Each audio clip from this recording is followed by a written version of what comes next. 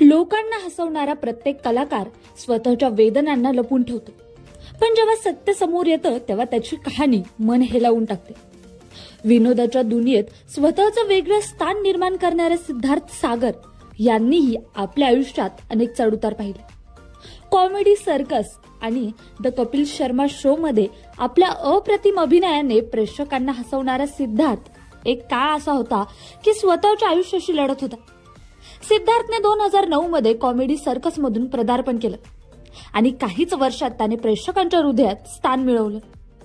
नसीरुद्दीन शाह, सलमान खान यांच्या हुबेहूब नकला करून तो चर्चेत आला. पण पडद्यावर आनंद वाटणाऱ्या ह्या कलाकाराच्या खासगी आयुष्यात मात्र मोठं वादळ उठलं होतं. 2017 मध्ये अचानक सिद्धार्थ गायब झाला. अनेकांना वाटलं की तो इंडस्ट्री सोडून गेला, पण सत्य काही वेगळंच होतं. महिन्याच्या संघर्षातून तो समोर आला आणि त्याने एक धक्कादायक खुलासा केला. त्याच्या आयुष्याचा रस्ता बदलणाऱ्या घटना त्याच्यासोबत घडल्या. सिद्धार्थने सांगितलं की त्याची आई आणि आईच्या प्रियकराने त्याच्या जीवनावर मोठा परिणाम केला.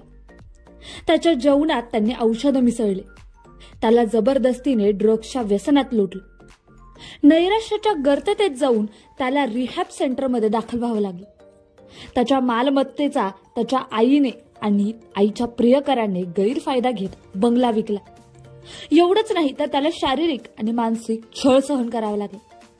इतक्या मोठ्या संघर्षानंतरही सिद्धार्थ खचला नाही.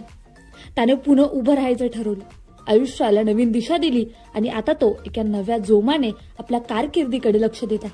त्याचा नवीन शो लवकरच प्रेक्षकांच्या भेटीला येणार आहे आणि पुन्हा एकदा तो आपल्या हास्याने लोकांचे मन जिंकणार आहे.